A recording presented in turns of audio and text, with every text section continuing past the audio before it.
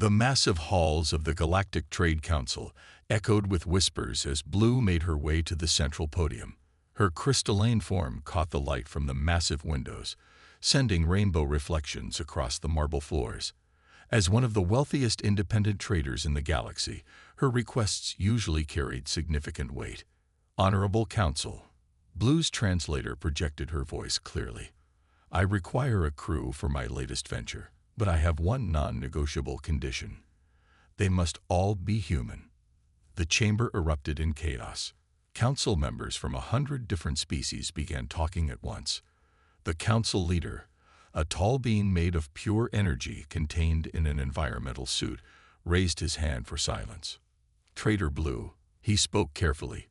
Surely you understand that humans are relatively new to space travel. We have many advanced species whose crews have centuries of experience. Blue's crystalline form pulsed with determination. I have studied the statistics thoroughly. Human crews have the highest survival rate in deep space incidents, higher than the Luminars with their psychic powers, higher than the Machine Collective with their perfect logic, higher than even the energy beings with their advanced technology. But they're so primitive, one council member protested. They still rely on backup mechanical systems instead of pure quantum computing. They even keep physical emergency supplies. Exactly, Blue responded. And those primitive habits have saved countless lives. When quantum systems fail, their mechanical backups work. When advanced AI crashes, they can navigate manually. When automated life support goes down, they have emergency oxygen tanks. The council leader leaned forward. We cannot deny your right to choose your crew, but we must understand why. You're planning something dangerous, aren't we correct? Blue's form dimmed slightly, showing her seriousness. My cargo will take me through the dark zones. 3 advanced crews have already refused the job. I need humans because they possess something unique. They adapt to the impossible. The dark zones, gasped several council members. Those regions of space were notorious for strange phenomena that defied the laws of physics. Most crews avoided them entirely. Humans have a saying, Blue continued. They fly by the seat of their pants. At first, I thought this was nonsense. Pants cannot fly. But I've come to understand it means they can adapt instantly to new situations without needing to process everything through logic or computers. The council leader sighed. Your request is granted, but it will be recorded that we advised against this. The dark zones have claimed many lives. Thank you, Blue said, turning to leave. I'll begin my crew selection immediately. As she walked out, she heard the whispers resume. Let them talk, she thought. They didn't know what she knew. They hadn't seen the reports she'd uncovered, of human crews surviving situations that should have been impossible, of ships limping home with jury-rigged repairs that defied engineering principles but somehow worked, of crews surviving for weeks in vacuum using nothing but basic tools and sheer determination. In her private chamber, Blue accessed her computer and began reviewing personnel files. She needed the best human crew available, and she already had someone in mind for captain. The file displayed on her screen showed a human male with graying hair and eyes that seemed to hold both wisdom and a hint of mischief. Captain James had a record of successful missions that any advanced species would call impossible. His crew held together ships with spare parts and determination. They survived encounters that more advanced crews couldn't handle. They thought in ways that quantum computers couldn't predict. Blue sent out the call. Soon, she would have her crew, and they would face challenges that would make even the council tremble. But she had faith in these primitive humans and their strange, unpredictable ways. After all, sometimes the most advanced solution wasn't the best one. Sometimes you needed people who could think outside the box, even if they didn't understand all the advanced principles of how the box worked in the first place. Blue's crystal form glowed with anticipation. The real challenge was about to begin. Captain James stood at the docking bay window of Earth Station Alpha, watching his crew arrive one by one. his weathered face reflected in the reinforced glass as he observed the small transport ships bringing in the people he trusted most in the universe. First to arrive was Mike, his first officer. The tall man walked with purpose, his duffel bag slung over one shoulder. He had served with James on 3 different ships, and they had developed an almost telepathic understanding. Mike could read the captain's intentions from the smallest gesture, which had saved their lives more times than either could count. "They said we're crazy to take this job," Mike said, joining James at the window. "When have they ever said different?" James replied with a slight smile. The next transport brought Engineer Tom, a stocky man whose hands were permanently stained with engine grease. He could make any ship run with nothing but spare parts and determination. Tom believed in keeping physical tools, not just relying on matter replicators like most modern engineers. "Tom still carries that ancient wrench his grandfather gave him," Mike observed. "That wrench saved us when the quantum tools failed in the Horsehead Nebula," James reminded him. Security Chief Alex arrived next, her muscular frame carrying both modern weapons and what looked like ancient projectile firearms. Other species mocked humans for keeping primitive weapons as backups, but energy weapons could fail. Bullets, as Alex often said, were reliable. "Full loadout," James called out as she approached. "Always," Alex replied, patting her vintage pistol. "Never know what we'll meet out there." Last to arrive was Navigator Kate, the youngest of the crew, but possibly the most gifted. She had an uncanny sense of space, able to plot courses through impossible situations. While other species relied entirely on computers, Kate could navigate by gut instinct when instruments failed. Blue watched their reunion from her crystalline environmental chamber. Her form pulsed with approval as she observed the easy familiarity between them, the way they moved and worked together, like parts of a single organism. "Your crew keeps physical star charts," Blue noted, her translator conveying curiosity, "even though they're outdated the moment they're printed." "Digital systems can fail," James replied. "Paper doesn't run out of power." The crew gathered in the ship's main briefing room. The vessel Blue had provided was top of the line, but James was glad to see it still had manual overrides for all critical systems. Some advanced ships didn't even have physical controls anymore. "The cargo is locked in the secure hold," Blue informed them. "We leave in 6 hours. Are there any special requirements you need?" Tom raised his hand. "Permission to install some mechanical backups to the engine systems." Blue's form flickered in what they had learned was amusement. "Engineer Tom, I selected this ship specifically because it already has such systems. Check the maintenance tunnels." Tom's face lit up like a child on Christmas morning. He immediately headed off to inspect the engines, toolbox in hand. "The dark zones are no joke," Kate said, studying her charts. "The last crew that tried this route was never heard from again." "The last crew wasn't human," Alex pointed out, checking her weapons. "They didn't know how to think on their feet." James watched his people prepare, each in their own way.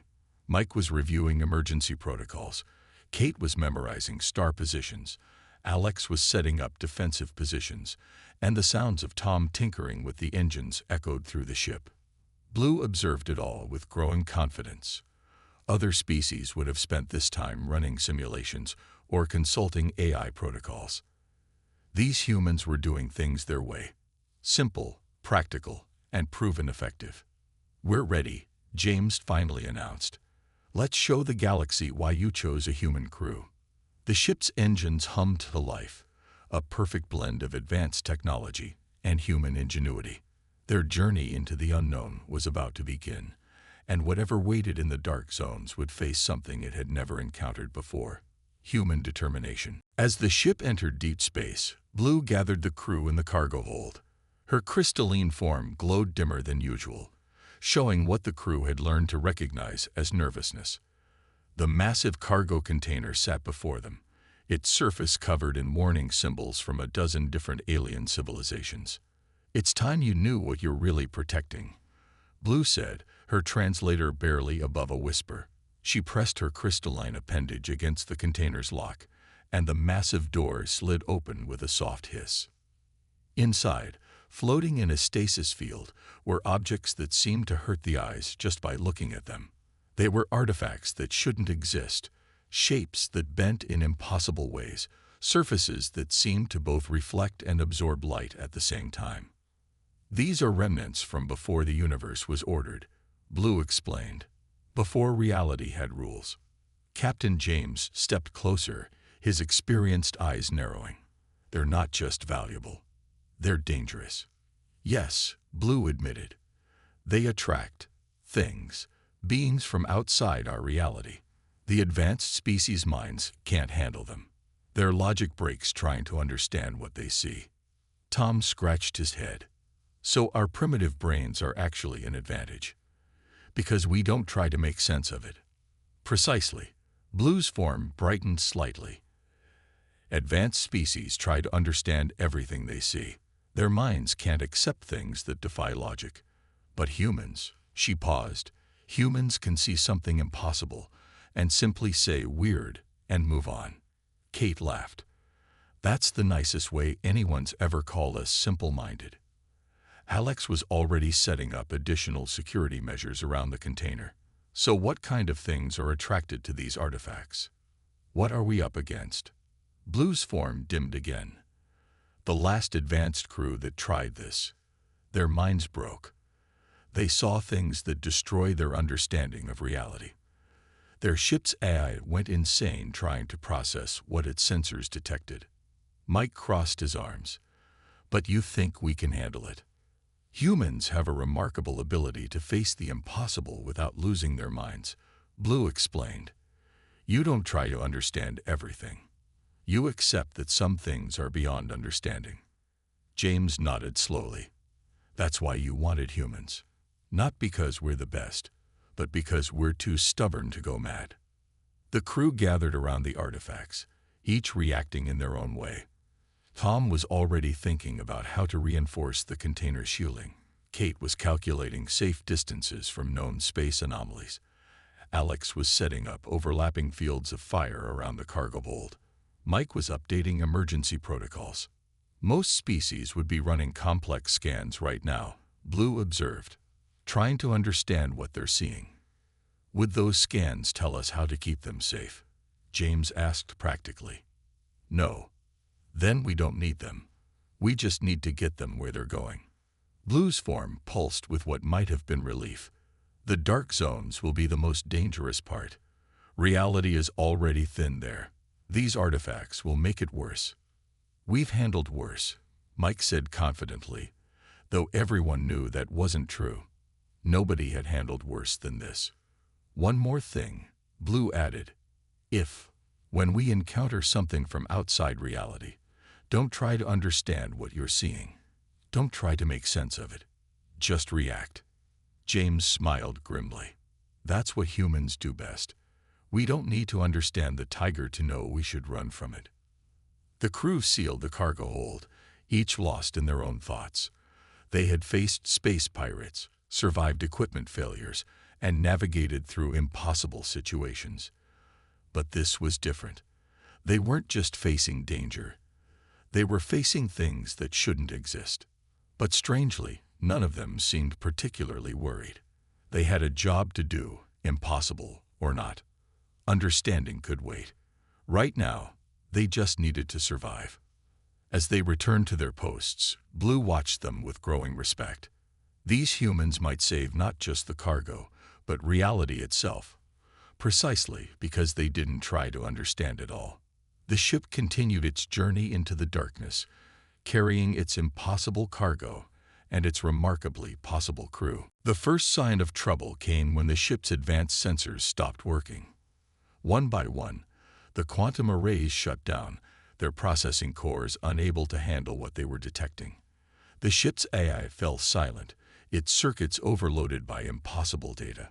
Something's coming, Kate announced from her navigation station, relying on old-fashioned visual observation through the reinforced bridge windows. And I don't think it's friendly. The thing that appeared before their ship defied description. It was like a hole in space, but the hole had teeth and eyes. and things that weren't eyes but still watched. It moved in ways that motion wasn't supposed to work. Blue's crystalline form dimmed to almost total darkness. It's here for the artifacts. The energy they emit attracted it. I can see why the advanced crews went mad, Mike muttered, deliberately not looking directly at the entity.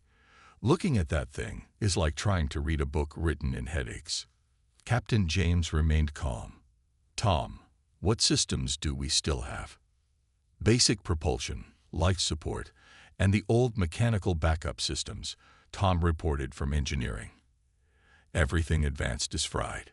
It's like the quantum systems can't process what they're seeing. Good thing we kept the old stuff, James said. Kate, can you get us out of here? Not faster than that thing can follow, Kate replied, her hand steady on the manual controls. It's not moving through space like we do. It's taking shortcuts through places that don't exist. The entity drew closer.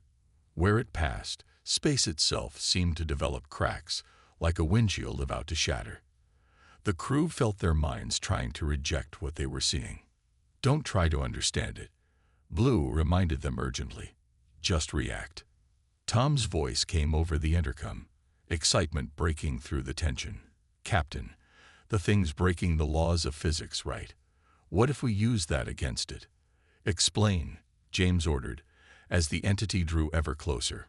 It's expecting everything to follow its rules, rules that don't make sense in our universe. But what if we do something that doesn't make sense in its universe? Tom was moving quickly through engineering as he spoke. Like, what if we create a feedback loop of pure normality? In simple terms, Tom, I'm going to take the most normal, boring, predictable thing in the universe, gravity, and turn it up to 11. Blue's form flickered in confusion. But gravity is just a basic force. There's nothing special about it. Exactly, Tom shouted. It's so normal it's painful. Alex, I need power to the rear gravitational stabilizers. Kate, when I say so, cut all forward momentum. The entity was almost upon them now. Reality was beginning to blur around the edges of the ship. Warning lights flashed as systems tried and failed to comprehend what was happening. Now, Tom yelled. Kate cut the engines. At the same second, Tom reversed the gravitational stabilizers and created a massive, perfectly normal gravitational wave. It was the most ordinary, predictable, boring thing in physics. Just an enormous amount of it. The entity recoiled as if struck. Where its impossible geometry met the wave of pure, simple gravity, it seemed to get confused. It was like throwing a math equation at a fire. The two things simply didn't interact properly. It can't process simple physics, Tom crowed. It's so used to breaking reality that it can't handle something completely normal. Kate, get us out of here, James ordered. Tom, keep that gravity wave going as long as you can. The ship pulled away, leaving the entity behind. It made no attempt to follow, seemingly too disturbed by its encounter with simple, boring gravity. As they put distance between themselves and the creature, Blue's form gradually brightened. That was brilliant. And completely insane. No advanced species would ever think to use something as basic as gravity as a weapon. Sometimes the simplest solution is the best one, James said, allowing himself a small smile. Good work, everyone. Especially you, Tom. Thanks, Captain, Tom replied. Though I have to say, this is the first time being called boring probably saved our lives.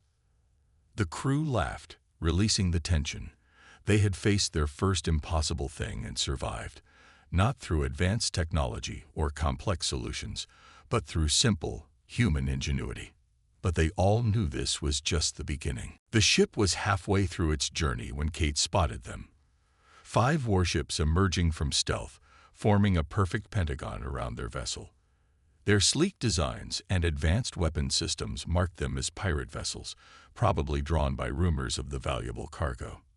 They're using quantum-class ships, Blue observed, her crystalline form pulsing rapidly. The most advanced pirate fleet in this sector. Captain James studied the tactical display, his expression calm despite the situation. "Alex, what are we up against?" "Bad odds," Alex replied from her security station. "Their weapons can punch through our shields in seconds. Their computers can hack most defense systems. And their crews are all from advanced species." The main communication screen lit up, showing a creature that seemed to be made of pure energy. "This is Captain Light of the Free Raiders. Surrender your cargo, and we'll let you live. You have 1 minute to comply." James glanced at his crew. Mike was already moving to the auxiliary control station. Tom was in engineering, ready for anything. Kate's hands hovered over the manual navigation controls. "They're expecting an advanced fight," James said quietly. "So let's give them an old one instead. Tom, remember that trick we used in the asteroid belt? The Nelson maneuver." Tom's voice came through the intercom, excitement evident. "It's crazy enough to work." The enemy captain's voice boomed again. 30 seconds. "Alex, load the manual projectile weapons," James ordered. "Kate, plot me a course like we discussed. Blue, you might want to brace yourself. We're about to do something very human." 10 seconds, the pirate captain announced smugly. James smiled. "Fire the maneuvering thrusters full reverse. All power to forward shields." The ship suddenly shot backward, confusing the perfect formation of the pirate vessels. Before they could react, James gave his next order. "Spin the ship, full rotation." The vessel began to spin like an old Earth top, using centrifugal force to maintain its structural integrity. The pirates' advanced targeting systems couldn't lock onto a ship moving in such an unpredictable pattern. "Alex, now." Alex fired the projectile weapons. Simple metal slugs accelerated to incredible speeds by the ship's rotation. The pirates' energy shields were calibrated for laser fire and plasma bolts, not solid objects. The slugs tore through their defenses like paper. "This is impossible." The pirate captain's voice crackled. "You're using primitive weapons. Tom, give me everything you've got," James called. The engineer diverted all power to the engines. The spinning ship shot forward like a corkscrew through space, smashing through the pirates' formation. 2 enemy vessels collided trying to avoid them. "They're trying to hack our systems," Mike reported. James laughed. "Good luck hacking manual controls." The pirates, used to battles of advanced technology and elegant maneuvers, had no defense against old-fashioned physical combat. Their complex battle algorithms couldn't predict such simple, brutal tactics. "Kate, bring us around for another pass." The ship spun again, letting loose another barrage of simple projectiles. A third pirate vessel went dark, its systems overloaded trying to combat a threat their computers insisted couldn't exist. The remaining 2 ships began to retreat, their captains finally realizing they were outmatched not by superior technology, but by its absence. "This isn't over," Captain Light threatened before his image vanished. As the pirate ships disappeared into hyperspace, the crew allowed themselves to relax. Blue's form had brightened considerably. That was, she seemed at a loss for words. "That was the Battle of Trafalgar in space," James explained. "An Earth naval battle from centuries ago. Sometimes the old ways work best." "You turned your ship into a primitive weapon," Blue marveled. "No advanced species would ever think of that. They would consider it beneath them." "Pride comes before a fall," Mike quoted. "They were so busy being advanced, they forgot about being effective." The crew began checking for damage and restoring systems to normal. They had won their first conventional battle, but they all knew the real challenges still lay ahead in the dark zones. "Captain," Kate called out, "I'm picking up something strange ahead. Something that looks like, well, it doesn't look like anything." James nodded grimly. Their next test was approaching, and this one wouldn't be solved with old naval tactics. The thing that emerged from the dark zone was worse than anything they had encountered before. It wasn't just breaking the laws of physics, it was breaking the laws of reality itself. Where it moved, space turned inside out. Time ran backwards and forwards simultaneously. Light became dark, and dark became something else entirely. This is what drove the other crews mad. Blue whispered, her crystalline form almost black with terror. The artifacts are calling to it. The ship's AI gave one final scream of digital agony before shutting down completely. Every advanced system on the ship went dark, unable to process what they were detecting. Even the backup quantum computers melted, their circuits unable to handle calculations where 2 plus 2 equaled yesterday. Captain James gripped his chair as reality buckled around them. Status report. Main engines dead. Life support running on mechanical backup. Navigation systems gone, Mike reported, his voice steady despite the madness outside. Tom's voice crackled through the old radio system, the only communication still working. Captain, we're losing power to everything except the most basic systems. Nothing advanced will work near that thing. Through the viewports, they could see the entity approaching. It was massive beyond comprehension, yet somehow smaller than a single atom. It was everywhere and nowhere, and looking at it made their eyes water and their minds scream. Don't try to understand it. Blue reminded them desperately. Just react. Kate was at the manual navigation controls, her hands shaking but determined. It's not moving through normal space. It's like it's taking shortcuts through possibilities. James noticed something strange. While all the advanced systems were failing, the simple mechanical backups were working perfectly. The basic tools, the manual controls, the physical backup systems, they were unaffected. It can't affect what it can't understand, he realized suddenly. Tom, strip everything down to basics. No computers, no quantum systems, nothing advanced. Already on it. Tom called back. Pure mechanical systems only. The entity drew closer. Reality continued to warp, but the ship's simple systems kept running. Physical gears turned. Chemical reactions powered basic life support. Old-style hydraulics moved control surfaces. Kate, Mike called out, his eyes closed against the impossible sight outside. You've always said you can feel your way through space. Now's the time to prove it. Kate nodded, keeping her eyes on her simple instruments. She didn't need advanced sensors to tell her where they were. She could feel it, like a swimmer feeling currents in the ocean. There's a path, she said softly. Not a real path, but I can feel where reality is stronger, where things make more sense. Take us there, James ordered. Tom, give her everything you've got left. The ship moved under pure mechanical power, guided by human intuition rather than computer calculations. Kate felt her way through the chaos, finding pockets where reality remained normal, jumping from one safe zone to another. The entity followed, but it seemed confused by their simple approach. It was used to minds that try to understand it, computers that try to analyze it. The humans simply accepted its impossible nature and focused on escaping. It's like, Mike said through gritted teeth, it's expecting us to try to fight it with logic.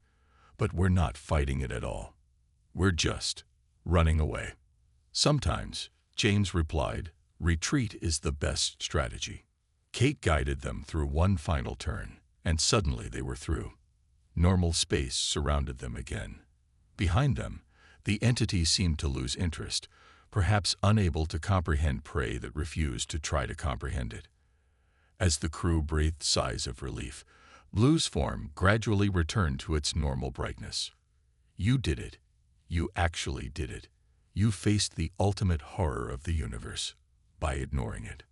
Not ignoring, James corrected. Accepting. We saw it. We acknowledged it was beyond our understanding, and we focused on what we could do instead of what we couldn't understand. The ship limped onward on its simple systems, leaving the horror behind. They had survived the worst the dark zones had to offer, not through advanced technology or superior intelligence, but through the most human trait of all, the ability to accept the impossible and keep going anyway. Their destination was close now. They had just one more challenge ahead. The Great Hall of the Galactic Trade Council fell silent as Blue took the podium once again. Behind her stood Captain James and his crew, their simple uniforms standing out among the elaborate dress of the advanced species present.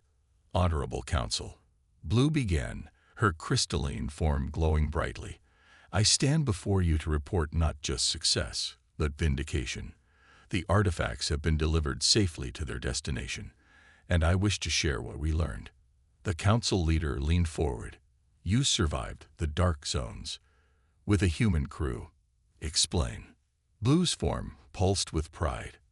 "I chose humans not despite their limitations, but because of them. What we consider their weaknesses are actually their greatest strengths." She activated a holographic display, showing footage from their journey. The council members watched in amazement as the simple human solutions overcame impossible challenges. When faced with an interdimensional horror, they didn't try to understand it. They simply accepted it and found a way around it. When advanced pirates attacked, they used basic physics instead of complex technology. When reality itself broke down, they relied on human intuition rather than quantum calculations. Tom stepped forward, holding up his old wrench.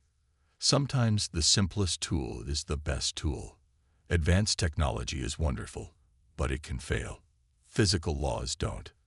Their primitive minds," Blue continued, "are actually better equipped to handle the impossible.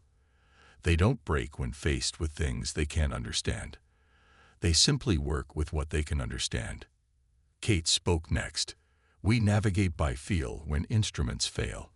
We fight with simple weapons when advanced ones won't work. We use basic physics when quantum mechanics stops making sense." The council members began to murmur among themselves. The evidence was undeniable. The mission that had driven advanced crews mad had been completed by humans using technology centuries behind the galactic standard. Furthermore, Blue added, "I propose that all ships carrying sensitive or reality-altering cargo be required to have at least some human crew members. Their ability to handle the impossible is unmatched." Alex stepped forward. "We're not better than advanced species. We're just different. Sometimes different is exactly what you need." The council leader raised his hand for silence. "This is unprecedented, but the evidence is clear. The human ability to accept and adapt to the impossible, rather than trying to understand it, is a valuable trait we had not considered before." Captain James finally spoke. "We don't claim to be the best at everything. But when reality stops making sense, sometimes you need people who are used to not understanding everything. Sometimes you need people who can say, 'I don't know how it works, but I know what to do about it.'" The council voted immediately and unanimously. Human crews would be officially recognized as specialists in impossible situations. Their primitive approaches would be studied and incorporated into advanced training. As they left the council chamber, Blue turned to her crew. "You've changed everything. Every advanced species in the galaxy will now want human crew members. Your perceived weaknesses have become your greatest strength." Mike smiled. "All because you were willing to trust us when no one else would." "The universe is full of impossible things," James said, looking out at the stars through the station's windows. "Maybe it's time everyone admitted that sometimes the simple answer is the right answer." Back on their ship, the crew prepared for their next mission. The holds were already full of requests for human crews to handle dangerous or impossible cargo runs. Their success had opened a new chapter in galactic history. Blue watched them work, her crystalline form glowing with satisfaction. She had proven what she had always suspected, that the human approach to the impossible was exactly what the galaxy needed. As the ship lifted off, powered by its mixture of advanced technology and simple backup systems, Captain James looked at his crew, the humans who had changed the galaxy by simply being themselves. "Well," he said with a smile, "where to next?" The stars stretched out before them, full of impossible things waiting to be faced by people who didn't need to understand them to overcome them. The age of human crews had begun, and somewhere in the darkness between the stars, the impossible things waited, perhaps a little less confidently than before.